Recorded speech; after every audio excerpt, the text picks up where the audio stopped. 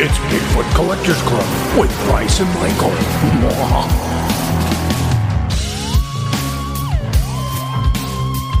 I know a ghost story or two.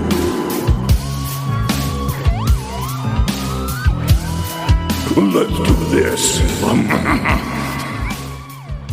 I was saying how Nova, our dog, our mascot, followed me into the men's room right before recording, and I think he saw my penis, which means since I've seen his penis and he's seen my penis, we're wolf bros. Wolf bros. Wolf bros for life. That's definitely how that works. It is. Mm-hmm. That's how you know you're part of the pack. I'd like to see you go to Alaska and try that. That's how I tame all the wolves I meet. There's that Liam Neeson movie where he had to like make a fist of broken glass. Yeah, they cut that scene out where he showed him. I just show the wolves my penis, and then they go, wolf bro, and then I'm part of the pack. My penis is named Mowgli. Hey, everybody, welcome back to another episode of Bigfoot Collectors Club, the show where we speak so seriously in a comedic way about Bigfoot, UFOs, ghosts. I fucked that up because I was still thinking about wolf dongs. I was going to say the most serious comedy podcast about those things. I'm your host, Michael McMillan. With me always is your other host, Bryce Johnson. And usually with us is our super producer, Riley Bray. But filling in today is super producer Grace Mitchell. Booyah. Yo, Grace, what's up?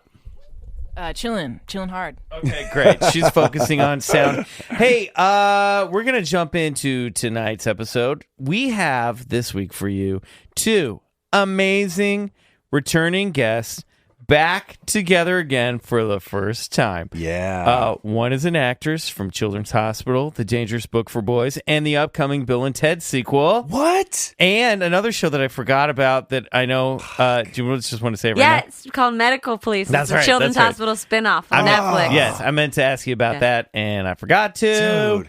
The other is a writer, author of The Cryptid Catcher and its new sequel, The Cryptid Keeper. So excited. Boys and girls, please give a warm Club Scout welcome to ERINN Hayes and Lija Fisher. Yay! Hi. Erin, say hi. Hi. And now Leah, say hi. Hi, everyone. There and you now go. we know who's who. We did it. Nice job. Well done. I feel like I've already disappointed Leah by talking about wolf penises too much. No, I love it. I'm a into little it. upset. I apologize. Takes a little more than that to disappoint Leah. I was going to It say, really is. this is the arsonist extraordinaire. Have you set any fires lately? I have not set any fires. God, that's I right. have had more ghost experiences, but Oh, I have really? not been saved by any ghosts Wow. lately. Well, okay, we need to talk about that. Should we kick it off with Bryce? You brought in Sure. some stuff today. Let's do that first. Great. Everybody, we have some BCC News. What? I was going to do it with you, but Well, you dropped the hammer. You no, were like, I was going ba ba ba ba ba ba ba for the music cue. Let's try it again. Okay. Riley, you got this. We have some BCC News. All right, that was better, I guess.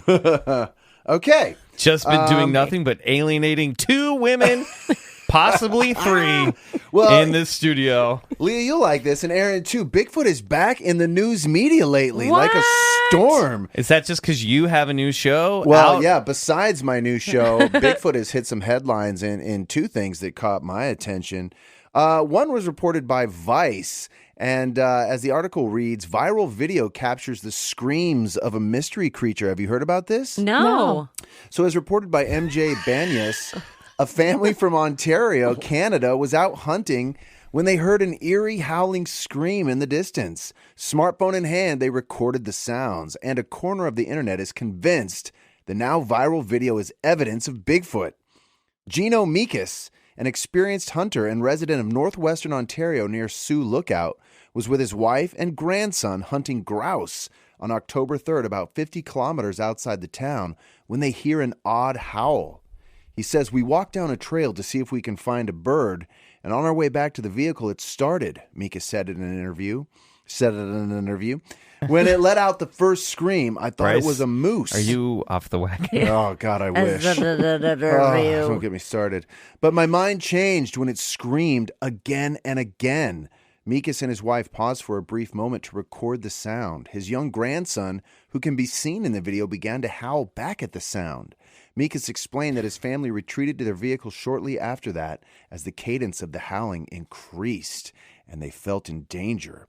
I have some of the video. You better have some of the sound, right? Oh, yeah. It's like... I have so many questions about this. It's 2 minutes. Maybe we'll edit this down, but let me... I should have queued it up to the spot. That would have been a fine idea. All right. Would you have it? Do you have it in your Yeah, I cell? can send it to you. No. I mean to go toward a howling noise. Oh, man. When you're howling, I gotta go to that thing. I would definitely howl back. Would You really? would? For I'd probably just sure. pee my pants. All right. I would howl. Oh, there's the grandson. Can you hear the howl? Yeah. And he said it just kept happening again and again. Now, this guy been hunting. Bryce, stop talking. Oh.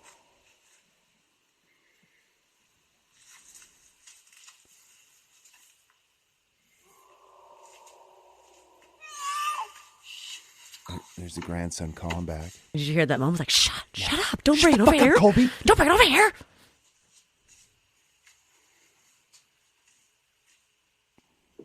Michael, your face right now is great. It's a creepy howl. Now, this guy's been hunting ever since he was a kid. He said he's heard the guy, The dad? Gino Mikas, the dad, I guess the grandfather. And he said he's heard every sound come out of those woods. And he said it wasn't a wolf. It was so bellowing. Sounds This is sad. the typical type of sound. Yeah, it does, doesn't it? It's sad. I mean, it sounds like a very angry man taking the biggest shit of his life in the woods. Would you be sad about that? Dude, that is a Bigfoot right there.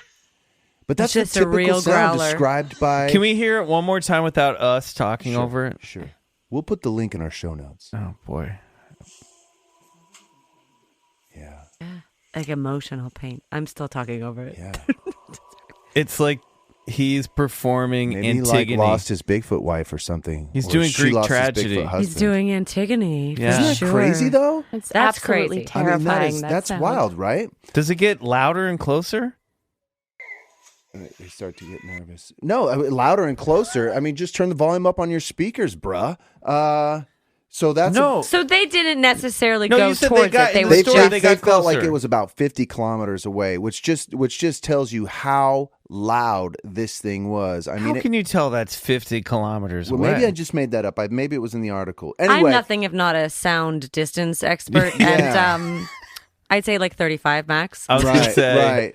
20 American miles. I always stop halfway through the article, but anyway, it was a far way away.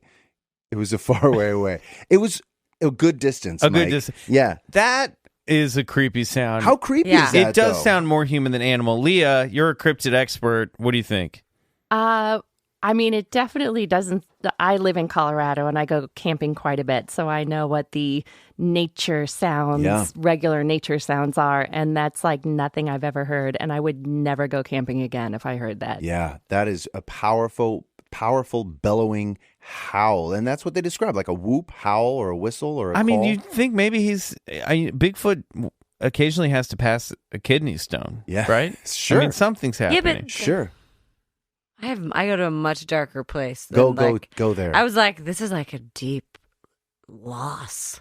Yeah, Like that's- this is yeah. like somebody in emotional pain. This is like some creature in emotional pain. Yeah, like it lost a loved Like one or something. Yeah, maybe. like some just like not because it's so rhythmic. Yeah. That it's not just like, oh shit, oh Yeah. my knee, Right. oh god, my knee. It's like, oh, the love Yeah. of my life. Right, totally. It really is the most mournful sound I've ever heard. Yeah. What if he's just caught in a bear trap out in the woods and no one's helping him? Here's can't the thing, catch I'm Bigfoot never in a bear gonna go. trap, yeah, dude. right.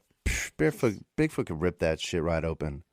Oh, man. Yeah, Well, dude. I'll be thinking about that Sasquatch's pain Yeah. for the Well, rest You of guys my want to go life. camping tonight? Hey, let's do it. And listen, that wasn't the only Bigfoot thing to make headlines. There was also something that came out of the news just about 4 days ago.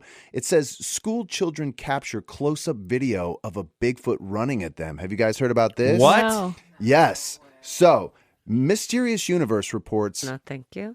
school children capture a close-up video of a Bigfoot running at them. And I've seen the video. It happens really fast, but it's certainly a little Well, terrifying. show us the video.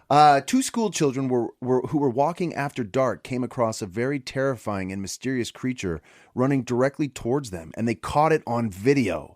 The video begins with the children shining a light on the ground, which showed a bunch of debris and leaves. After hearing a strange noise, the kids looked around, wondering what made the sound. While they were looking around the area trying to find the source of the noise, they heard leaves behind being moved around and rustling sounds as if something was getting closer to them. The kids then witnessed what appeared to be a large creature running straight at them. They were both legitimately freaked out as they screamed before running away. Now, if you're wondering why 2 kids were walking by themselves in the dark at night, it was because they had witnessed a strange creature roaming around near their school earlier that day, and they wanted to get it on camera, so they went out in an attempt to get proof.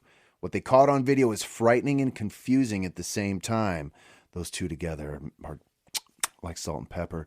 Thousands of people have already viewed the footage, and many different theories have emerged as to what the children have witnessed. Some even say Dogman, Michael. I'll show you how long is the video? Here, I got it right here. It's perfect for a podcast, right? Yeah. But Well, we'll put that's the show fine. note. We'll put the link in the we show can notes. maybe trim this part down if we Yeah. need to. But what it reminded to me Little- was classic guerrilla behavior, which is like a bluff charge. You ever heard of a bluff charge? No, what's a Michael? bluff charge? It's So a like gorilla- you're bluffing. Yeah, a gorilla. The ladies are watching. We're watching it. I'm seeing debris, Okay, leaves. good. Just as stated. Isn't that crazy? Well, It's so fast, right? I didn't see anything. I paused each frame to see it, and what you can see is like something big. Here, let me get it for you, Yeah. Grace. Well, Leah, it take was a very closer hard to look. see anything. Where's the damn video? It happens very, very fast. It's the link's at the bottom of the Yeah, article. I'm trying to find that. But you know me, I never get to the bottom of the article. That's right. You don't Wait, read the it's not full. at the bottom of mine. What the fudge, dude? But anyway, so a bluff charge is when like a primate, especially a gorilla, a large primate, wants to guard its territory, and it'll do a charge at you. But it's really a bluff. They're not out to like run into you. They just want to run right past you and show dominance. You almost See if need the you can- lights see if off you for can this. see anything. I put Yeah. it to full screen. Did you can? Oh, that's very Harry and the Hendersons. Okay, take a look again. It'll be in the middle of the screen, Aaron.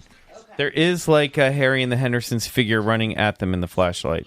Oh, she saw it. Okay, good. Mine's Yeah. not working very good. Yeah, I did see that. Yeah, I saw that. Well, Here, I'll pause it. We Okay, went yeah. to a haunted house once in New Zealand where you just walk through the dark, and then every once in a while the light flashes on and someone's running at you. Oh, and no it was way. like, Are you serious? It was the scariest thing I've ever done in my Oh, entire that's life. crazy. Yeah, and then they turn the lights off, and you're like, ooh, and then they God. disappear. No way. Yeah. That's kind of frightening. Oh, it was terrifying. Yeah, But- all of this makes me not want to go camping. Yeah, totally, right? Yeah. I mean, God, I don't know if I would either. Here but it is. It's great to see that that it's like definitely back in I've the... got it paused here. Here, look at. If you look at, it looks like fingerprints on my phone. Can you see?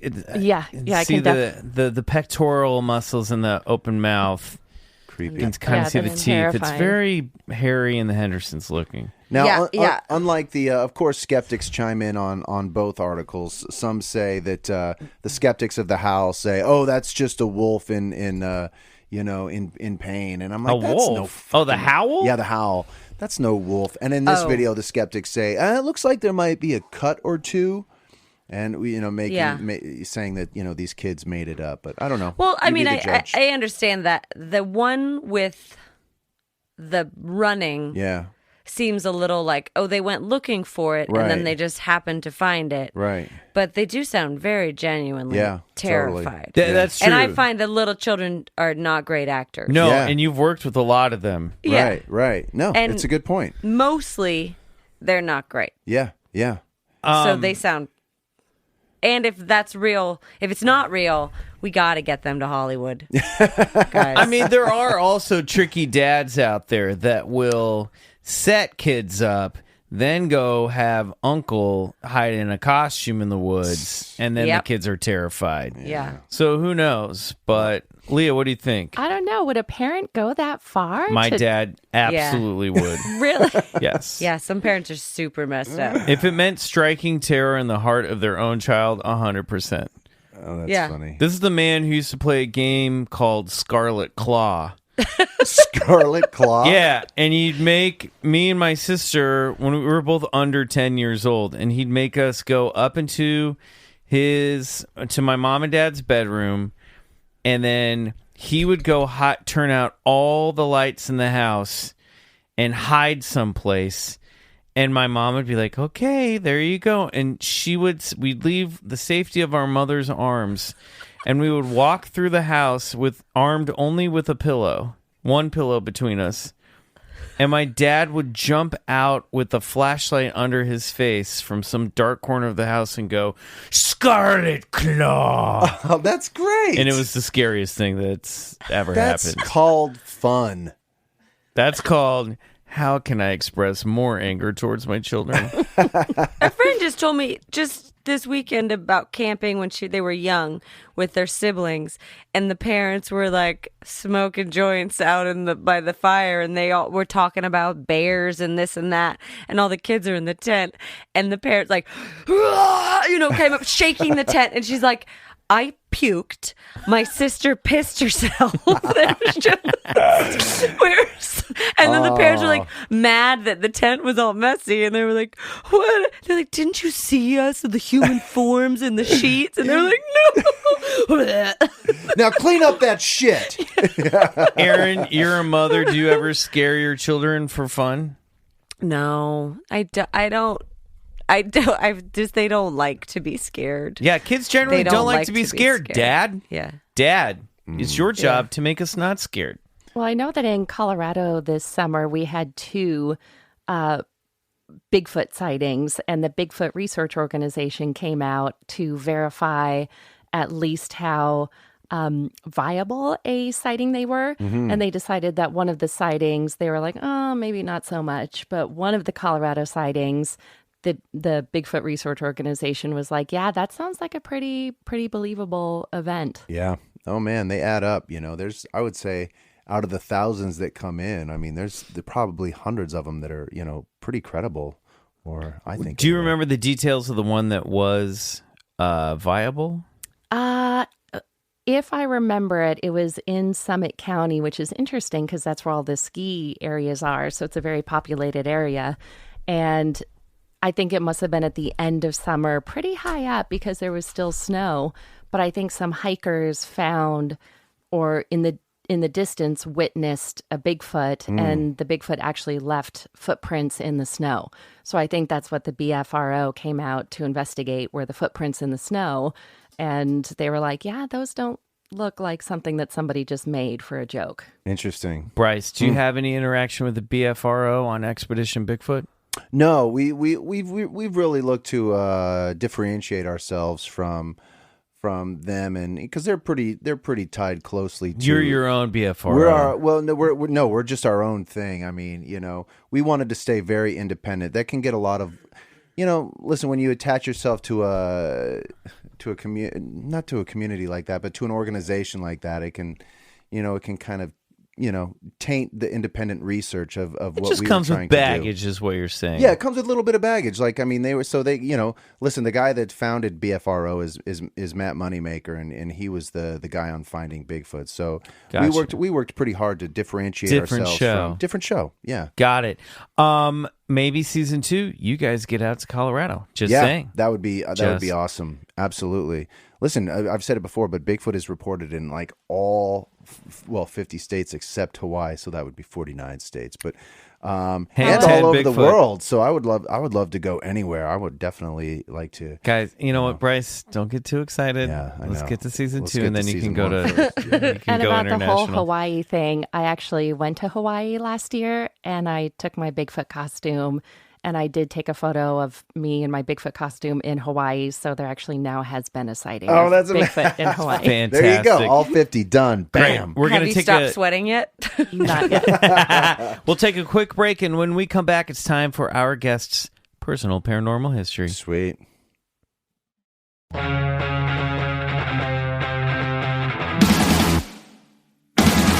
Ladies, you've both been on the show before. Yep. It's been over a year, though. So, Leah, you mentioned that you've had some paranormal encounters since you've last been on the show. Wait, Yes. Yes. Erin, Yes. you? Any new personal paranormal updates? Well, No, normal. no, Shit. no more goddesses in the sky.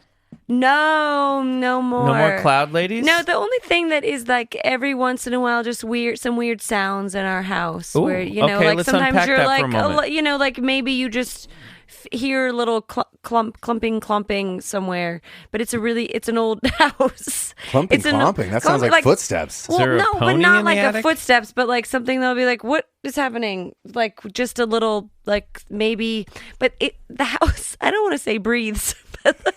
Wait, your house breathes? No, just the way the air moves and the doors are really heavy. So Yeah. if, one door opens somewhere else, something else like kind of slams upstairs or something. Just the way the air moves through the house. Yes. So it's haunted. It might be a little. So your house it- has lungs. It's like is a what you're saying. 1906 house. And when we moved in, it was very clear that there were people living in every space of the house. Like up in the attic, there was a little light switch with like some stickers next to it. But like in a really kind of not, you wouldn't want to live in the crawl space of an attic or down in the basement. When my niece, who is very sensitive to that kind of stuff, she didn't like the basement at all. And it was very clear that somebody was living down in the basement. Like there were some like built-in furniture things that were really short, and it seemed sad down there. I don't like it down there, but she did not like it down in the basement. Getting bad vibes. But I really just try to talk to the house like, we're all good here. Look at us. We're a loving family. It's all cool. Are the Don't kid- take Lila. Are the kids scared? No, not at all. It's like it's actually got a great vibe. The house has a great vibe. And I do think it's just airflow. Like things move around and things creak and stuff like that. And if it's not, don't take Lila. Don't take Lila. Her room's real drafty and her door slams a lot. Well, I'm Just throwing it out there. I'm spending the night there tonight, and now I'm scared. Are you in the I'm basement? scared. Nah. I am never going to that basement. Nah, don't go to the basement. There's a lot of cockroaches too. Go record some EVP. No, you've had. What have you? I'm dying to hear this story. Well, I had what I was hoping was going to be a paranormal experience and then an actual one. I applied for a writing residency that was going to take place this past summer, and I was second in line to get it. And as part of it, there was an interview process. And so the interviewer called me and they said, so Leah, the writing residency is in an old house, and you will be spending the night alone for a month on the third floor. This is how you get into the residency. You first have to live in a haunted house for a month. Yes. And she basically during the interview was like, now the house is haunted and you will be experiencing some kind of paranormal event. This is a psychological experiment. But we definitely want guests there for a month. She's like, while you're alone in the attic. And she's like, is that a problem? And in my mind, I'm like, fuck yes, that's a problem. I don't want to be alone with ghosts. But I also wanted the writing residency. And I Right. was like, no, it's totally fine. And I actually told her the story I told on the podcast last time about how I'm very experienced with ghosts and they actually saved me and we're friends. And it's Which, fine. just to recap quickly, if in case our a new listener has not heard that story, your house caught on fire. Yes. And a ghost woke you up. Yes, my house caught on fire and I lived with 4 other roommates. And so it was rare that nobody was home. And I lived in the attic. And so there was just a tiny window. So there was no way out. And the ghost who would always visit me only when I napped, it was like a very old pervy ghost who could only stay awake during the daytime. Whenever I would take a nap, I would feel someone like squeezing my leg. And so I was like friends with this ghost. Just a And horny raccoon. Just a little handsy. Take it so easy. handsy. And then my house caught on fire and I went to sleep and it was I was dead asleep, and I just suddenly woke up, and it just felt like someone was telling me, you have to go downstairs. Like, just immediately go downstairs and mail a package. You have a package you have to mail. And I was like, okay. And I went downstairs and discovered my house on fire. Wow. And so I'm fully convinced that my little pervy ghost, like, saved me from the fire. That's crazy. Gotta keep those calves from burning up in a fire. Are you dying to know which writer got the residency? I want to talk to one of these writers that has had this residency. It was and so I should email her and say, did you have any paranormal experience? Wait, so what happened? Did you go? I did not get it. I did not get it, which I was kind of happy about. I was like, I don't want to be alone. Silver lining there, I guess. I was like, I'm going to have to bring garlic and holy water and, whatever you need to bring to ward off ghosts. Can you imagine how dark your next children's book would have been? It was very dark and traumatizing. Yeah. But then I actually did have a ghost experience. I had dinner a couple weeks ago at this old restaurant in a part of Colorado that had underground working mines. And they built this restaurant on top of an old mine that had collapsed. And they were able to pull out 2 of the miners, but one miner was never found. And they claim that his ghost still haunts that area. And the restaurant, they actually brought from New Mexico an old mining cabin, and they turned it into this restaurant. So it's very, very atmospheric. And it's like, I can feel how this place would be haunted. And I was visited by the ghost in the bathroom. Wow. I went to the bathroom, and those paper towel holders where if you swipe your hand in front of it, it automatically comes out. Yeah. So I walked into the bathroom, and I was alone in there. And as I'm doing my business, I hear like the paper towels come out as if someone had swiped their hand in front of it. Oh, weird. And the entire time I'm in there, I keep hearing the paper towels coming out and the paper towels coming out. And when I came out of the stall, the floor was covered in a pile of paper towels, and the sink was on full blast with water. And the sink was not on when you went into the stall? When I got in there. And part of me was like, I feel like this ghost is going to follow me home. And sure enough, later the next day, I was at home, and all of a sudden, my fire detector on the wall just sprung off the wall onto the floor. Oh, hell no. And so, these could all just be coincidences, but you just, when you get the vibe, when you feel it up your spine. And was the toilet paper in the paper towel roll just like unfolded? Well, the second the entire time I was in the stall, I could hear it, and the paper towels were coming out. But not at home. Oh, but not at home. I thought maybe they were just doing paper products at home. Oh, no, nothing at home. Nothing at home. No. Yeah. Well, did it stop when you came out of the stall? The second I got out of the stall, it stopped. It stopped. Yeah. And you hear the knobs go. And I turned the water off. You turned the water off. I turned the water off. Yeah. So hell no. Sinks weren't automatic; they were knobs. They were knobs. That's creepy for sure. And this is all in an old miner's cabin? Yeah, it was like not like a miner's cabin, but an old when they're doing mining and mining building for when they're Jesus, that was like one of my worst ways to go. I think I'd often what's the worst way to die? But being those miners, I remember hearing a story when we were exploring an old mine shaft, and they'd be like, miners back then, they used candles as lanterns and stuff, and they would tie a rope to themselves because these shafts and these mines were really labyrinthian. So there would be tunnels and mazes. Oof. And sometimes these ropes, they would disconnect from them, and they would get lost in these mazes in complete and utter darkness, and then just end up, dying in some hole in a cave, just crazy way to go. Yeah. No. That's so weird though that you got the feeling that this was going to follow you home, and it did. That's crazy. Call that a hitchhiker ghost. Ooh. Yeah. I don't like it. No, thank you. Don't like it. No, thank you. Leah, have you been traveling more now with the book? So the Cryptid Catcher's been out for over a year, and Cryptid Keeper's out now. How has your life changed, and have you been doing more like cryptid stuff out and about? Did you ever go to Portland, Maine to the Cryptid Yes. Museum? Yes, I actually was a speaker at the International Cryptozoology Conference. Wow. And that was, first of all, I got to meet Lauren Coleman, the founder. And Because last time you had like maybe exchanged a couple emails. yeah, but... we were like in contact, but I had never met him. And so I got to go to the museum and meet him at the conference. And it was just spectacular to meet one of the world's most renowned cryptozoologists. I mean, he's been in the field for 40 years, knows everything about everything. So just wonderful to listen to him and listen to his presentations. And the presentation I did was about how to get kids into cryptozoology. And I talk about how cryptozoology is a gateway science, where the same way that we discover animals that we haven't yet discovered, because we discover about 1 to 2 mammals a year.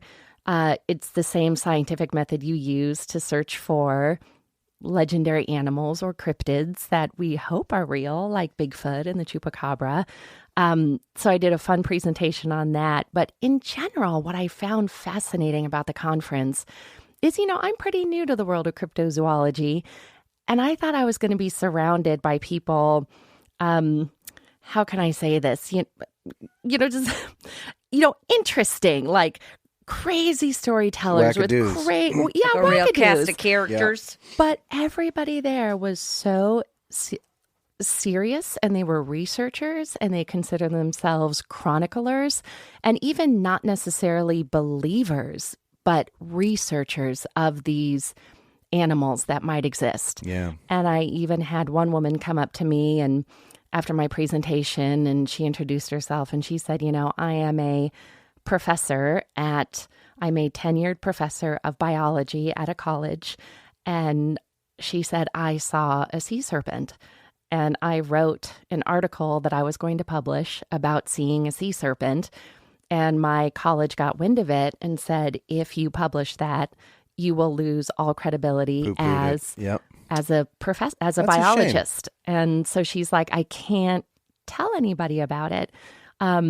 So it was really fascinating to be surrounded by fellow cryptozoologists and to realize the serious research and study that goes into finding these animals. I mean, it's insane. that. Like, the stigma of this stuff follows people around. I mean, this has pretty much ruined our acting careers, Bryce, now that we're talking about this. It has. We can't, our we could probably legitimacy make a as correlation. actors has been flushed down the toilet. But it is true. People Like, it put is, on a they're- real smear campaign. Not for my guest star. Yeah. Oh, man.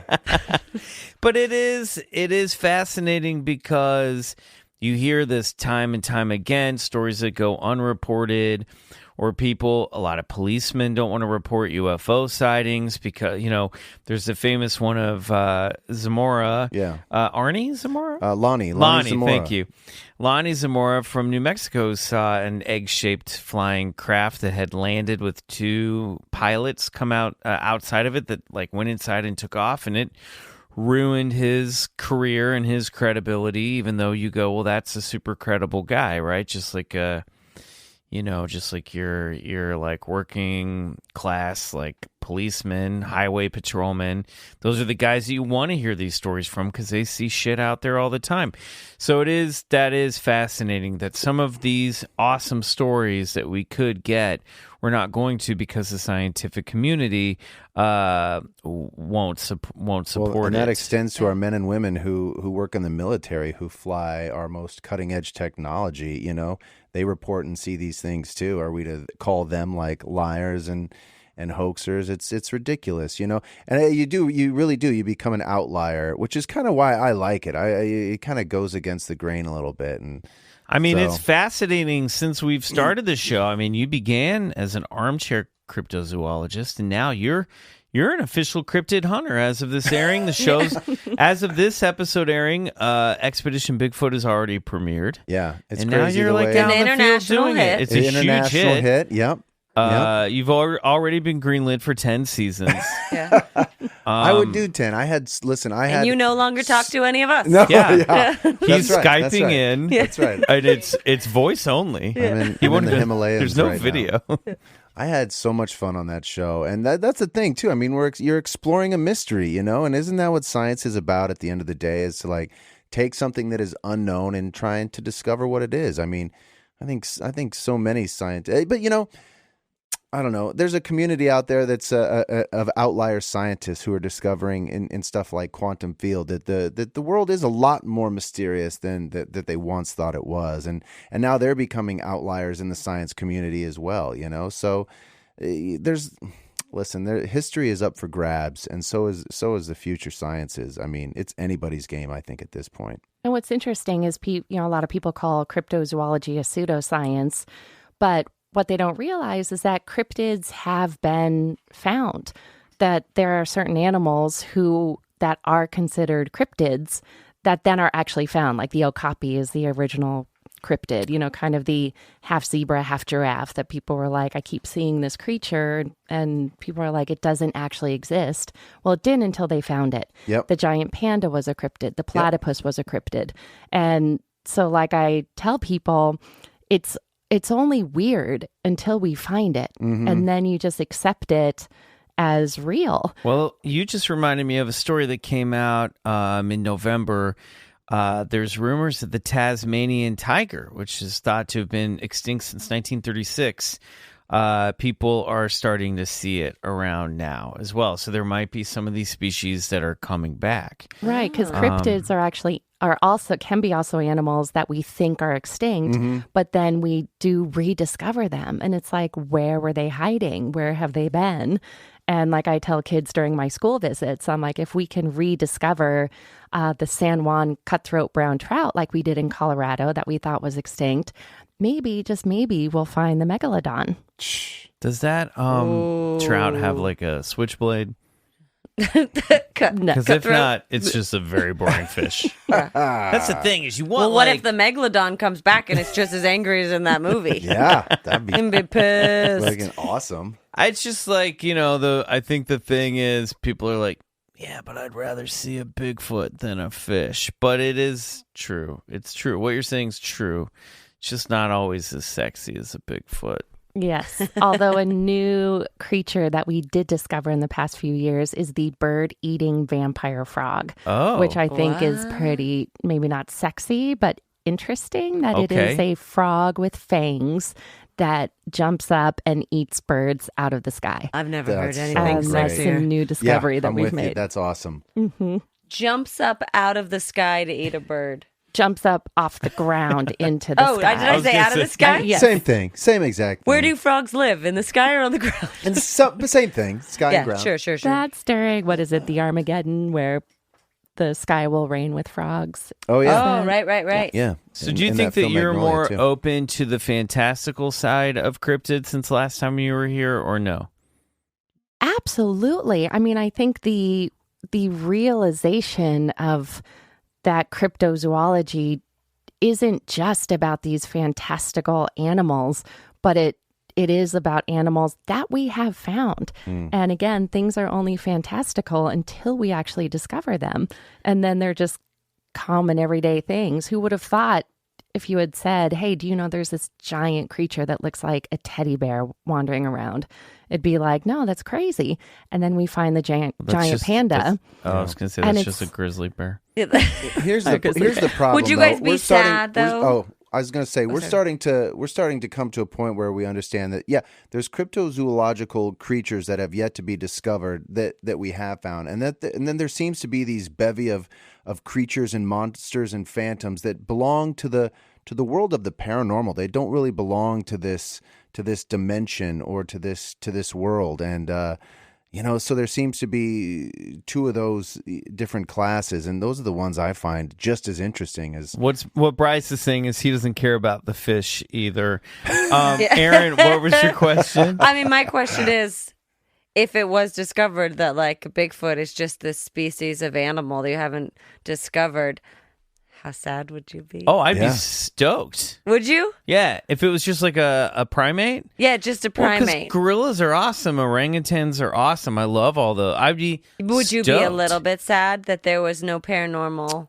No, I aspect wouldn't. to I it? would definitely not. I'd be great super, question. super stoked. Bryce, you want to unpack Bryce? that? Well, I don't know. I'd have to what are the implications of actually finding one? I'd want to know if it was more, Well, I don't know. You did on your show that's More- airing now on the Travel Channel, Expedition Bigfoot. Touche. Well, thanks for putting me in the spot there. But I was going to say, this I don't know. This if is your it's- new reality. You're going to have to learn how to work with it. If just to answer your hypothetical question, if it, but I'd want to know: is it more of a primate, or is it more anthropologic? Is it more human based? Is it like a missing link to our ancestral tree? More or, human than Is it some sort of like Neanderthal that's left still roaming the vast plains, or is it some primate that crossed over from Africa and who I don't know, or is it paranormal? Yeah, you wanted to come out of a portal. We all know that.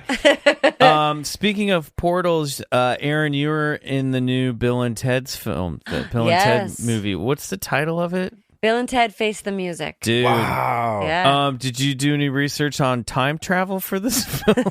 It's a very serious film about time travel. Listen, it is. I mean, it's close to a drama comedy as you could get. Oh my God. No, I did. I rewatched the first two movies. That's I great certainly research. did that. That's all you I gotta did do. like my character. I think work. Bogus Journey is a very underrated movie. It's hilarious. The movies are so fun, and they're so relentlessly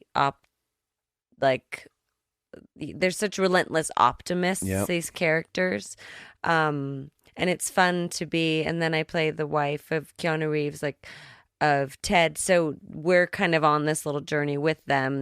The wives are That's fun. kind of because we've seen it and we come from it. That there's no doubt in our eyes. It's just kind of the premise is that they haven't made this song. So we're kind of going the end of very end of Bogus Journey. It's You've shot kind it of already? So Finished it's it like this the last wild summer. stallions don't happen. Well, it didn't. Yeah, it's kind of like it didn't. It doesn't really address it. It's just that this song that's supposed to unite the world never happened. So what happens if you're to two people if they are spending 25 years trying for something and not succeeding, and what does that do to your psyche and your soul? And so that Yeah, what? I know. I does was what? like, You're hitting home with us. it was fun. It was fun to be a part of it. But there is a certain point in every time travel movie where you really just go wait, hold on. In the script, when you're just kind of working out the script, where you have to all as a group get into a large discussion about time travel, Right. and it all breaks down real fast. Yep. If you go to, it's really that Looper thing where they just say in the middle of it, don't even try to think about it. It'll break you. Right, right. Move on. Yeah. Move on. Accept the premise and move on. It's what's happening now, Does it follow a specific? I mean, I feel like the second one had some specific time travel rules. It gets a little more specific in terms. Yes, it does. It Okay. does follow some rules, and it breaks it down a little bit more at the end, as much as a fun romp of a comedy is ever going to. You got to wrap stuff I have up. to ask. I have to ask a difficult question. Okay. What do they do about Rufus? Can you say? Yes, I think so. I mean, very clearly, George Carlin is no longer with us, but Kristen Shaw is, and she is his daughter. Oh, that's okay, great. cool. Yeah. And Aaron and I went to college with Kristen Shaw. Oh, did It's you true. really? Yeah, at CU Boulder. She was there just for a year or a She was there semester? very quickly, and then she transferred to Northwestern. Which is We right. were in- I guess we never explained why you two are here together Yeah, right. in this Yeah, we entire went to college episode. together. College friends. Yeah, college friends. And Kristen and I, you weren't in that. Were you not in? Oh, yeah, I was in You You were in Can't Take Can't It Take With It. You. Right, We God, were in I a don't- college production together. I don't remember much of my college. Bernard Shaw, right? You can't take it with you. No. Correct? No, who's that? Oh, good. It's two guys. Oh no. Oh, good. It's the two guys. I can't remember. It's Hart, Kaufman and Oh, Hart. yes, Kaufman Kaufman and and Hart. Hart. Thank you. But Kristen Shaw. So Kristen and I are sitting on set, and we're like, "Oh my God, we have to find. Do you think there's any pictures of us?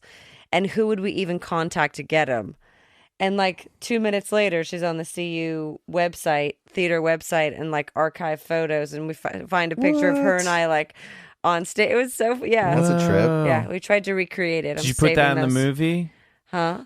Yeah, we pitched it. And Yeah. They were like, guys, I didn't have anything to do with anything. You're like, but time travel, it's us. Look, It's it's us, us like, then in and college. now. Should I give this to the props department? Yeah. Or What? Art department? It's so Aaron, I don't know why I was thinking about this earlier, Leah, but what's the main character's name in your book? Clivo Wren. Now, where did you find that name? This is a good. Well- Please tell the story of. Because Can you tell that I story? guess we should say Yes. that for people who don't know that this is a fictitious book for middle grade readers. Yes, it's like a humorous adventure novel for Yeah. 8 to 12-year-olds Got it. about the world of cryptozoology. And I guess so I came up with the name Clivo Wren. I'll tell the story a little bit of my editor. So when I got my book acquired, I was acquired by one editor who was my champion and loved my work. And then she quit. And so then another editor had to pick me up. And I am with an imprint that is very literary. And my book is obviously just a humorous, adventure novel.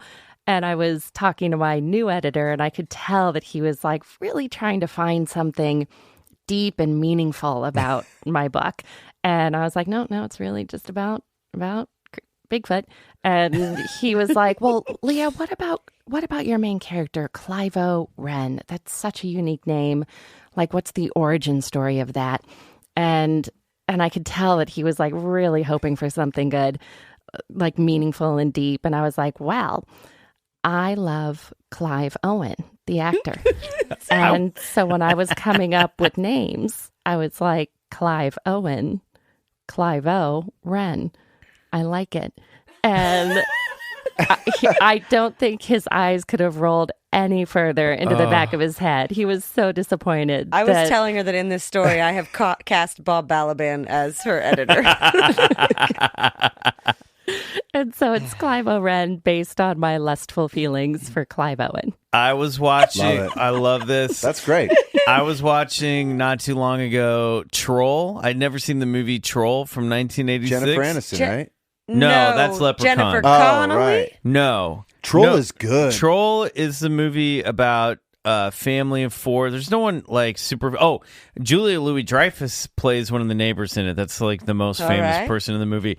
But it's about a family that moves into an apartment building, and Yeah, a it troll hangs out in the laundry room, A right? troll lives in the laundry room, Yeah. and then slowly he's turning every apartment in the building into like a parallel. It's the apartments become portals to other Yeah, dimensions, yeah. and he's like hatching all these like little trolls.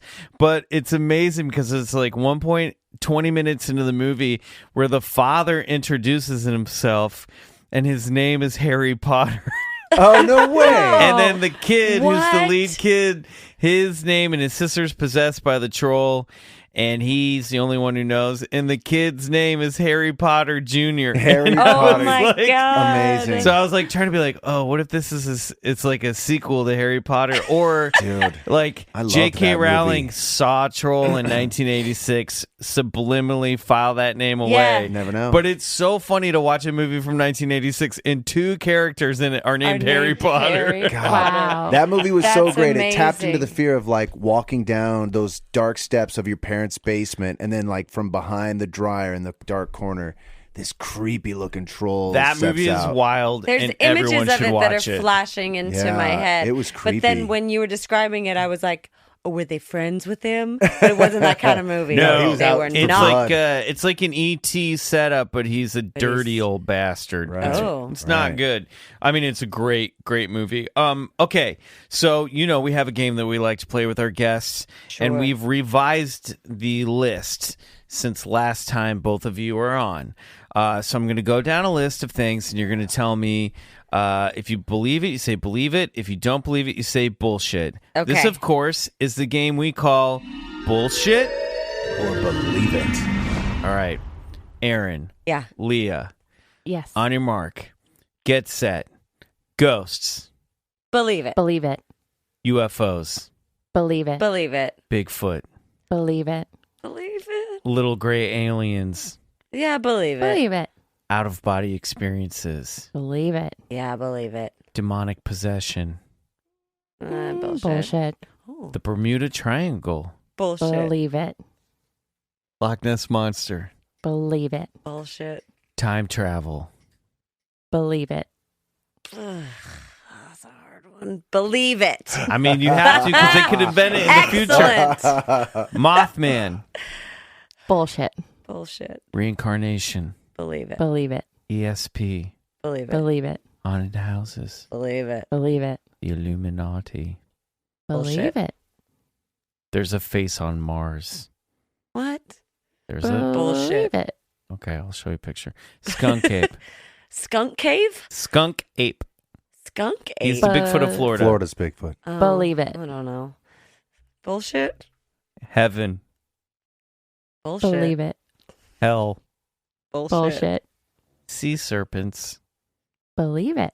Poltergeist. Oh, Believe it. Believe it. poltergeist. Believe it. Isn't a poltergeist a ghost? Yeah, it's a ghost that throws shit around the room. Oh, believe it. Angry ghost. Yeah. Mm. Chupacabra. Believe it. I don't know. Bullshit.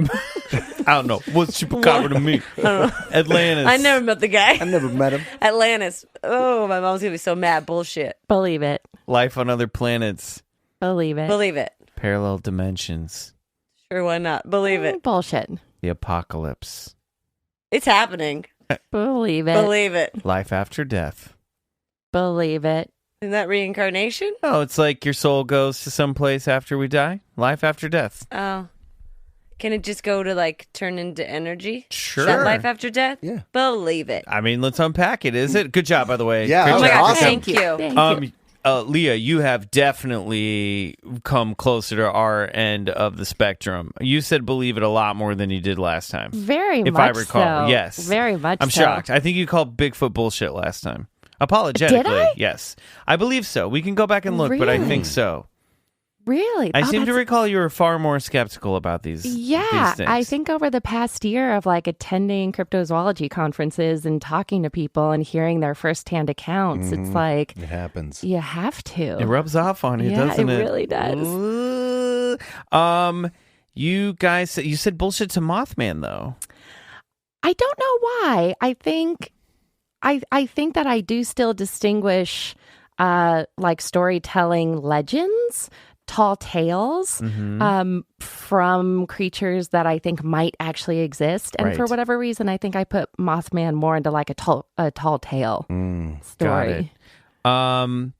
Loch Ness Monster, I think you said bullshit last time and you say believe it now. Oh, wow. Let's see. Oh, reincarnation, both Michael's heavy, like, you really heavy progressed. believes.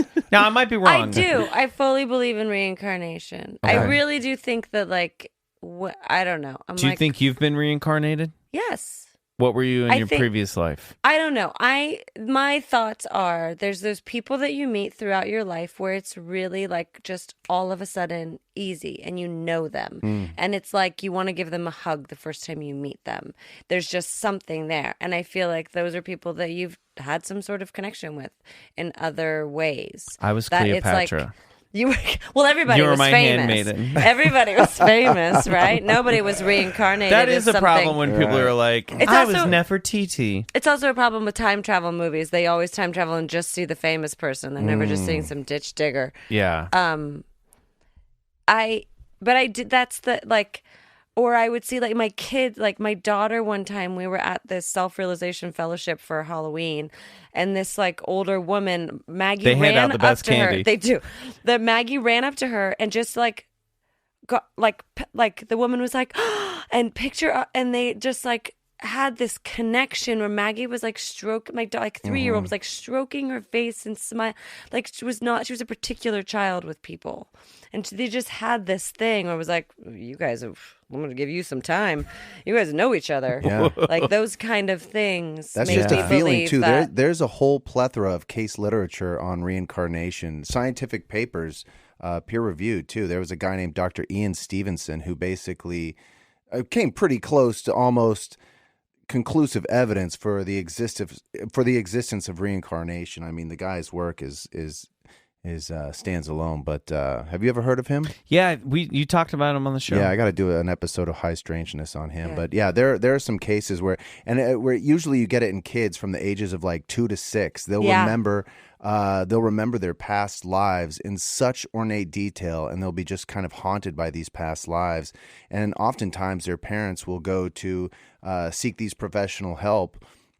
They'll go to an orphanage and they'll leave their kids there, and then they'll get new kids. Like, no, but they're able to actually track down the person in the past who this kid or kids claim to have been, and they're able to. They do it like by a point system, like.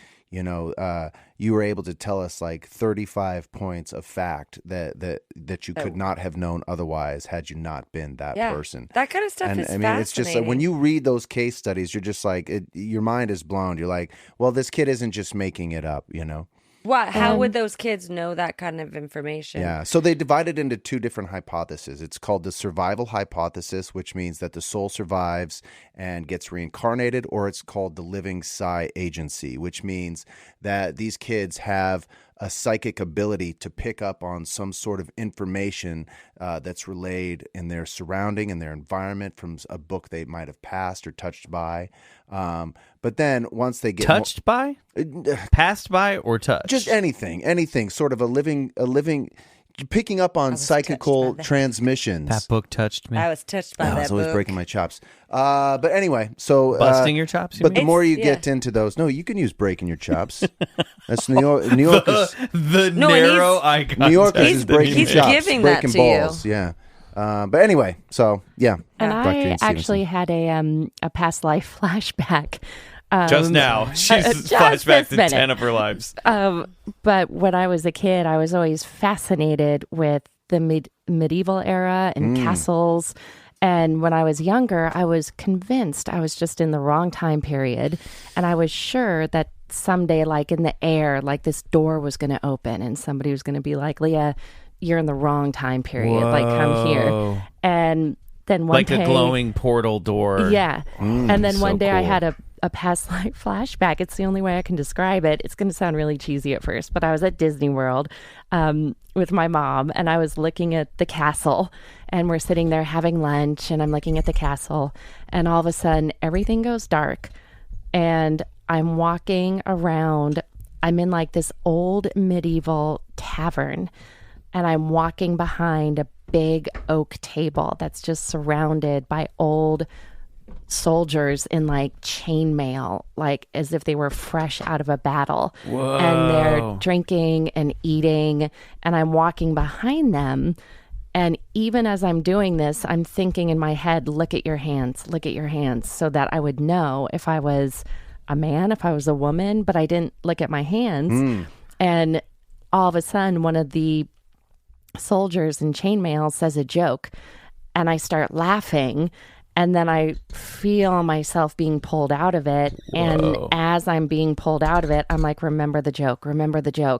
And I kind of come to, and I'm laughing. And my mom's like, what are you laughing about? And I'm like, I just had a past life flashback. And she's like, ooh, tell me more. Because she was all into it. But I couldn't remember the joke. And I knew I wouldn't be able to, because I'm sure it was in reference to something that made no sense to me. She was a lusty wench. Right. That's probably but that's the joke. Whoa. So, and it was clear as day, as if I was standing there. I think your next book should be about a little girl who is in her bedroom and a glowing door opens and someone's like, you're in the wrong time. Come on. Yes, yeah. What do they call those? saying. Past life regressionists or something? Aren't those specialists that you can go the see? specialist. Yeah. Yeah, you can go do that. We're running out of time ourselves, so we're going to take a break. And when we come back, it's time for this week's story of high strangeness. Sweet.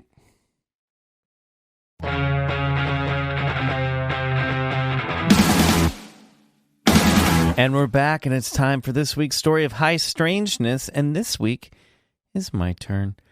Now, here's a cryptid tale for you both, Aaron and Leah. And I'm not sure if Clive O'Wren has ever encountered this individual. Does he travel to Cornwall, England, in either of your books? No, he does not. Do you know where I'm going with this? I don't. Tonight's story is the tale of the Cornish Owlman.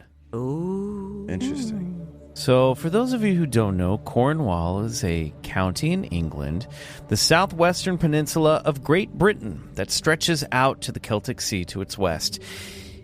In it, Cornwall, is Monmouthsmith near Falmouth, specifically, that this episode's alleged encounter took place. This, Monmouthsmith, is the home of the Cornish Owlman, sometimes also known as the Mommin Owlman or the Owlman of Mommin Wood. This avian cryptid is said to stand 5 to 6 feet high, with grayish silver feathers or fur, wings that span the length of 10 feet, pincher-like hands, talon feet, and bright red glowing eyes. He's also been called England's Mothman, and his appearance in the cryptid lexicon dates just a few years after Mothman's big debut in April of 1976. It was Easter weekend in Monmouthsmith. Two sisters, June Melling, age 12, and Vicky Melling, age 19, were camping in the Mommin Wood with their parents when they heard a strange hissing sound coming from the nearby parish church. Monmouth Church is a 13th century chapel surrounded by a sleepy graveyard and is thought by some to be built on a ley line, perhaps attracting activity of a highly strange nature. The inscription on the church gates, when translated from Cornish, reads, "It is good to draw nigh to the Lord." Drawn by the strange hissing sound, the Melling sisters approached the graveyard to discover, much to their horror, the sight of a strange winged creature hovering over the church tower. Whoever the fuck has their cell phone on during my story of high strangeness, shut it down. It's honestly probably me. They described the figure as a huge bird man with glowing red eyes, pointed ears, and hands like a blacksmith's pincers. The girls screamed and ran back to their campsite where their father, Del Melling, decided to cut their holiday short by 3 days. I bet he was pissed. I was picturing you when you were talking about, all right, wrap it up, let's go. I've Vacation's worked hard over. for us, girls. Yeah, right. Yes. Strangely, this wasn't the first time two children were harassed by a large bird monster in Mommin. Back in 1926, a story was published in the Cornish Echo that two local boys had been pursued by a giant bird creature whom they narrowly escaped by hiding behind a steel grating. In 1937, a newly formed couple of surrealist artists named Max Ernst and Leonora Carrington took a residency in Monmouth where they were said to have conducted rituals to summon therianthropes, or half-human, half-animal hybrids. Oh, shit. In particular, There you go. the Nightjar Man, a half-bird, half-man that was a recurring icon and theme in both of their work, particularly Max Ernst. He was obsessed with these, turn-of-the-century looking, birdmen. If you ever go into, a fancy, there's a store here in All the town time. called Spitfire Girl, where there's pillows of Victorian looking monkeys and creatures, and there's pictures of men who have wearing a top hat and a monocle, but they have bird heads. That's Max Ernst was really into that kind of stuff. I don't know if that made sense to anybody, but it's very hipster now. With top hats. Yeah, it's very hipster looking. Their art has come around. They were clearly ahead of their time. Pentagram and shed some blood. So, this couple, Max and Leonora, they were really interested in summoning through rituals in Mommin these strange animals. So whether or not they successfully summoned the Owlman remains a mystery. But it is a tad strange that Ernst died in the spring of 1976, just 16 days before the Owlman appeared before the Melling sisters. Yet, since the autumn of 1975, a wave of high strangeness was sweeping across Cornwall, especially in the Falmouth area. Heat waves, sudden cold snaps, a feral cat invasion, a flock of birds beating themselves to death against a local woman's house, cow teleportation, numerous UFOs, and sea serpent sightings were all reported during this time period between 1975 and What, too much, Aaron? 1977. Aaron, why? What do you have? I didn't steal your cows. They just appeared here. You know they I teleported. didn't steal your cows. They've been teleported all week. I saw a teleport with my own two eyes. I didn't steal your cows. I just love... They fucking appeared here. You know, and it's funny in my research, I just let that one skate by. Someday I'll do the cow teleportation wave of 1977 in Cornwall. So after June and Vicky's encounter with the Owlman, their father, Del Melling, contacted a local cryptid hunter in Cornwall, a man by the name of Tony Doc, quote unquote, Doc Shields, and presented him with June and Vicky's story and a sketch that June made of the cryptid that she encountered hovering above the church tower. Now, here is a recreation of the sketch that June... We'll put this on the Instagram. It's sort of a bat-looking man. Not Batman, but he's feathery. He's got a triangular little face. That's a trip. Mouth and big eyes and big pointed ears. Like the British Mothman. Yeah, he's totally the British Mothman. So, now, it must be said that Doc Shields, is a controversial figure in the cryptozoology field. If his name rings a bell, it's because he last popped up on our Loch Ness Monster episode with Craig Ferguson, and he is the guy who took the famous Shields photo of Nessie, and this is the picture of a grinning like Loch Ness monster poking its head out of the water. Oh, this isn't high the resolution. toy one, is it? No, that is the surgeon's photo. Right, surgeon's. This one I'll pull up here for everybody. And again, you can go to our Instagram where this will be on there. This is unfortunately not a high resolution, but this will give you the idea. This is the Shields photo.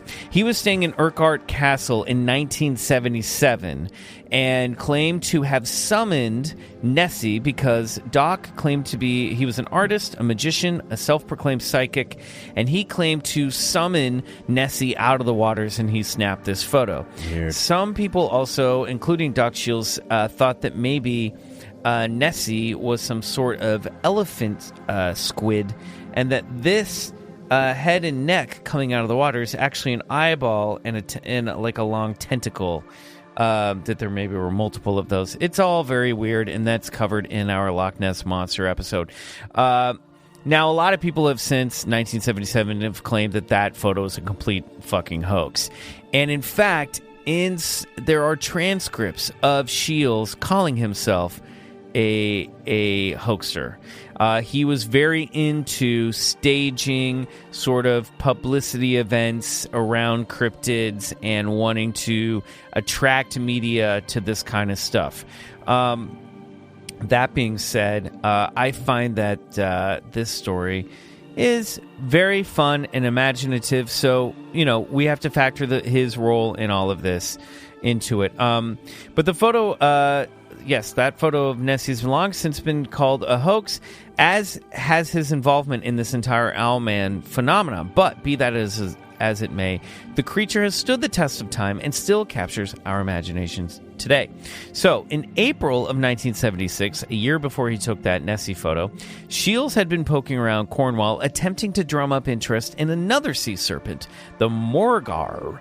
Shields wrote of the Melling's strange Easter weekend in a letter, parts of which were published in a pamphlet regarding Shields and the Morgar called Morgar, the Falmouth Monster by Anthony Mononpeller.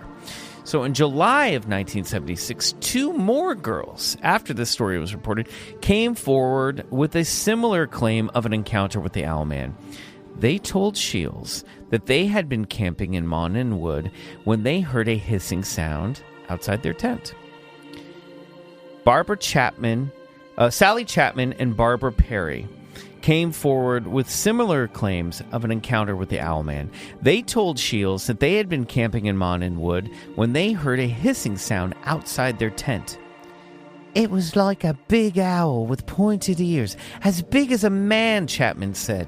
The eyes were red and glowing. At first I thought that it was someone dressed up playing a joke, trying to scare us. I laughed at it. We both did. And then it went up in the air, and we both screamed. When it went up, you could see its feet were like pincers. The girls submitted drawings to Shields, both of which Beautiful. were eerily similar to that of June Melling's drawing.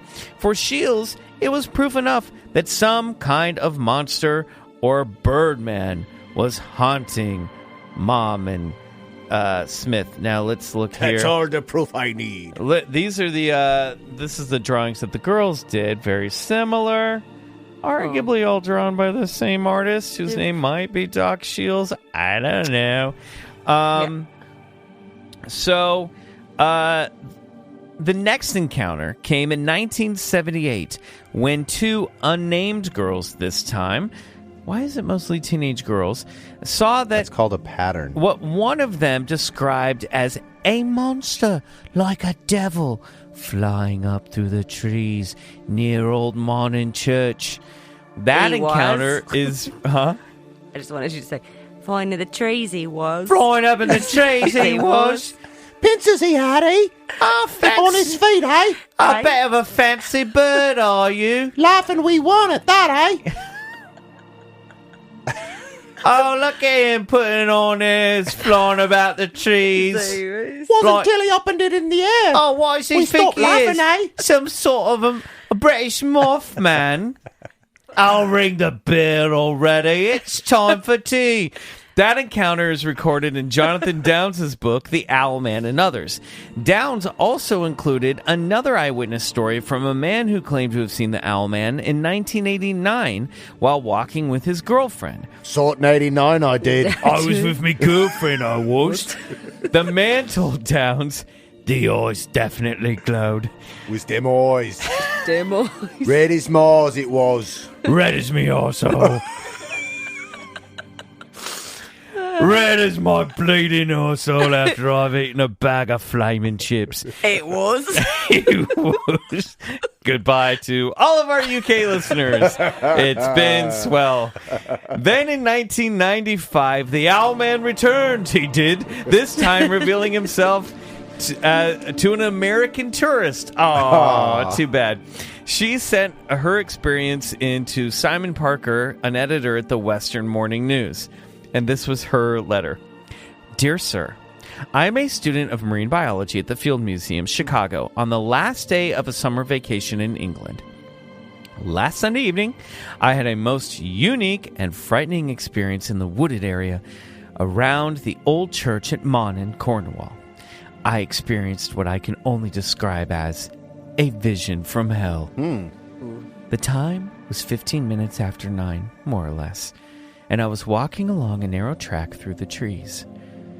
I was halted in my tracks when about 30 meters ahead. 30 miles it was. I could tell by its howling. When about 30 meters ahead, I saw a monstrous birdman thing. It was the size of a man with a ghastly face. She's an American, but she's really trying to write like a Brit. She really is.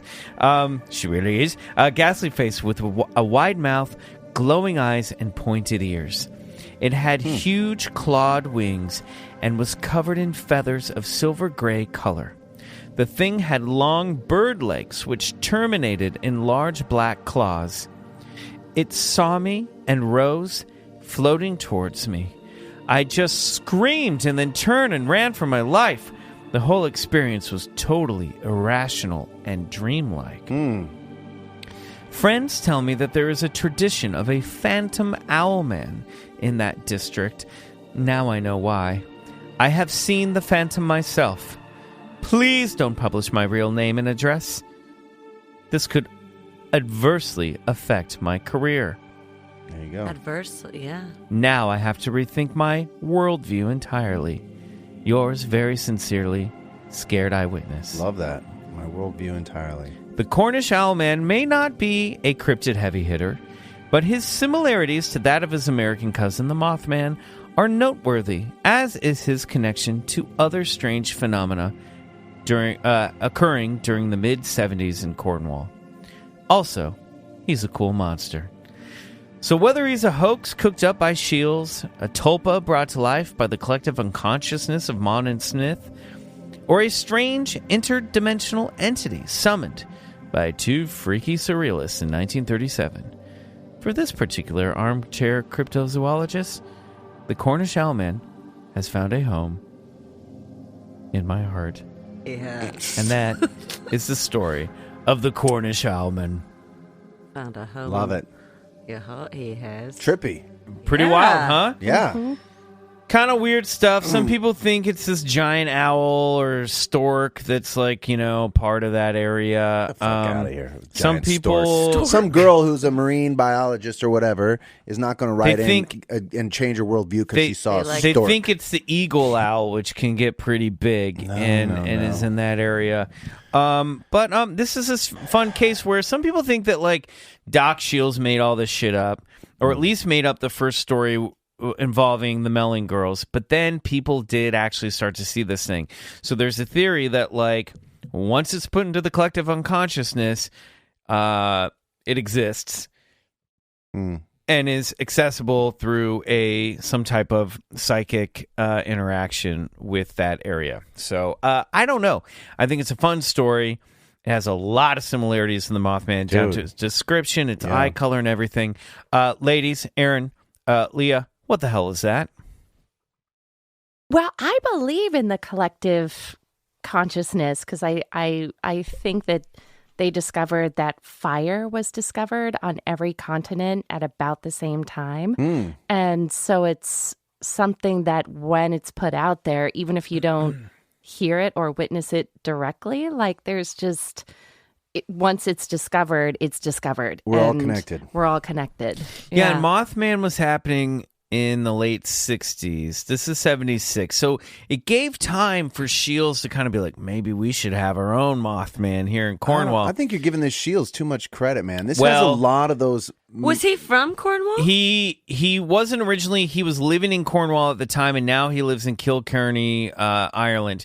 But he has been a proprietor of hoaxes. I read a whole transcript that I didn't think was worth reading here, where he was like plotting out a sea serpent hoax with a guy on, like he was like calling and talking to this guy, and this was transcripts but that doesn't of a taint conversation. the whole story. I mean, these girls saw it before they even involved Shells. Well, some people, but because Shields published the story, they think he created that. And you know what I mean? But then later, other witnesses did see it. Yeah, I don't know, man. Some of my dad, like the thing when it's like, there's two teenage girls that saw it, and then like 2 months later, two other teenage girls. It's just like the little bit of a skeptic in me is like, I saw Goody Jones with the devil. You're like, I want to see it too. Goody Jones, you saw, did you? Me and Leah saw it too. We saw it too. Like that kind of thing. But then something else, but then it was like, and then it was someone else, and then like 10 years later. Or well, you and said Sally was something Chapman and else. Barbara Perry, they would have read that. They could have read the pamphlet that was published in Cornwall about the sea monster and the Owlman. Like it's like, maybe the first one, but then the second one, but then 10 years later with some researcher then goes, I don't know. See, I got a paranormal pattern out of that. Like that's something that, like, something that made me think, oh, hey, maybe there's something to this. And then when you said the word float, like a lot of people, so unbeknownst to a lot of people, the Mothman incident didn't just happen in Point Pleasant. People around that time were seeing it all over the area in and around the same time. The whole Mothman phenomenon is so much larger than just what the known story is. And just like this, but they saw the moth. A lot of people claim they just saw it sort of floating without flapping its wings. Yeah, so when like you said hovering. like hovering, like almost like a picture Yeah. moving across time space. yeah, It's weird. absolutely. And the red glowing eyes and the pointed owl ears, they're all describing this same sort of creature with the silver and the feathers. Like they're getting a really good look at this thing. You know what I mean? And I don't know. Well, That lady's letter was just like, Yeah. And they even said Sally and Barbara said at first they thought it was someone in a costume that was playing a trick on them. They thought it was like, oh, this guy's trying to do the Owlman that we've heard about and scare us. And then they didn't believe it was real until they saw it actually take off and fly up into the tree line. So strange. And that's when they got scared. So they weren't even scared when they were like, oh, look at this guy playing a joke on us. Duh. And then they're like, duh, you stupid. What, are you daft? Sort of. Really just, they unplugged the internet completely in the UK. I am so sorry. But the other synchronicity with the whole Mothman thing, which I thought was kind of interesting too, is that tourist I read was from Chicago. Wow. Where the Mothman has been sighted recently. Yeah. Yes. Yeah. Yeah. That's crazy. Well, I wanted to hop on mic, give my 2 cents about Doc Grace. Scholl because Doc Shields. Dr. Scholl's is a shoe thing. Never mind. Doc I Shields, love Dr. because Dr. when Scholl's. I've noticed that a lot of the hoaxers they believe in a lot of their hoaxes as well, and sometimes they're trying to reenact what they actually believe in. So it's not that like hoaxers don't believe in it so they want to scare the public. Oftentimes they do believe in it and want to bring attention to it, which is something that I've noticed a lot in like the cryptid zoology community. Yeah, that's a great point. Well, That's absolutely a great and point. it seems like Doc Shields, who was an artist, magician, psychic, I think he was also trying to also create happenings with some of these things. Yeah. Like, let's imprint this thing around town, the sea serpent story, and let's get people talking about it. Let's start spreading rumors, and then let's get publicity in. And it was sort of like that was in and of itself. It's sort of a performance piece,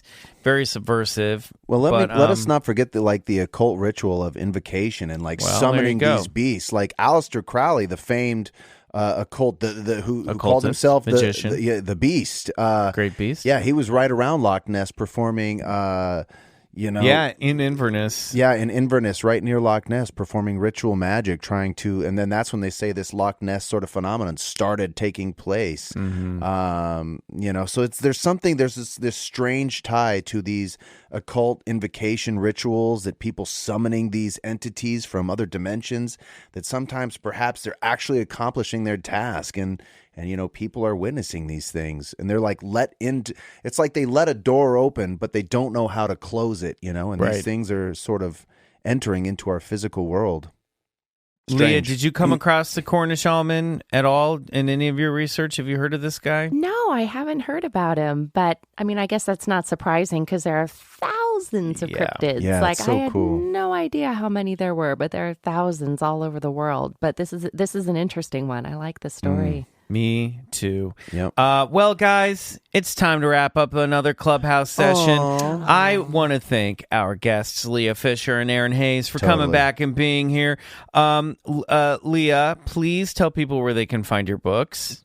Yes, it is the Cryptid Catcher, and the Cryptid Keeper is the sequel, and you can buy it hopefully wherever books are sold. Yes, and this is coming out a couple weeks before the holidays, so this sounds like a great gift option both for books your are readers. out, and they are available on Amazon, but I also encourage people to support their local independent bookstore. Absolutely. And they're super fun. My Totally kids have agree. read them. My girls are 10 and 12. They love them. Yeah, They're I just a read really it to my quick, fun read. I totally agree. I read it to my son who's into this stuff, and he was just like all about it. So we had it was like a bonding experience, especially for me. It was like, That's fun. we had a blast reading it. So thank you so much for bringing, and I can't wait to bring him this one, Cryptid Keeper. So we'll be thank reading you. that too. It's great. That's Go get it. awesome. ERINN, where can people watch your new show? When can we see Bill and Ted's? What's up? January, early January, Medical Police comes out on Netflix, 10 half-hour, Oh my God. fun-filled world globe-trotting comedy.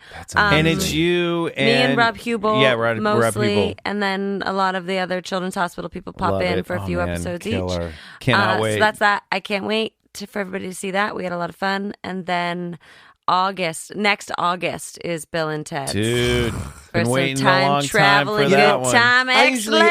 I usually have a problem when people bring back old movies. So I guess this is a continuation, so you Yeah. can't really call it a reboot. But like, if there's any movie I'm so on board with, like them doing a continuation, it would be Bill and Ted's. I think it's really. I think they did a great job in that it's very much in keeping with the spirit of the other ones. Yeah.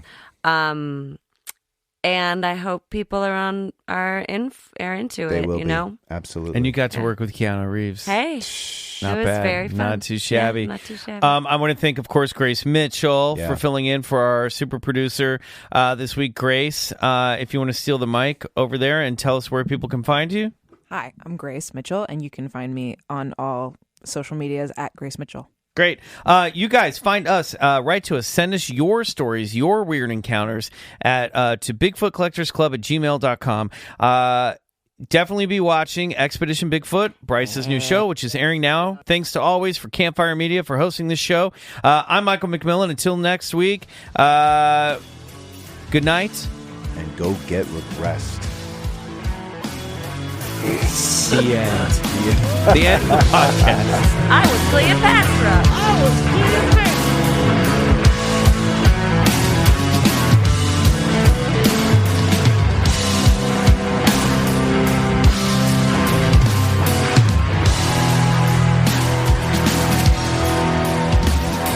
Bigfoot Collectors Club is produced by Riley Bray. Our theme song is Come Alone by Suneaters, courtesy of Lotuspool Records. If you like the show, please rate and review us on Apple Podcasts. It really helps get the podcast to more listeners. To support the show, check out our Patreon page at patreon.com/Bigfoot Collectors Club and unlock multiple reward episodes every month.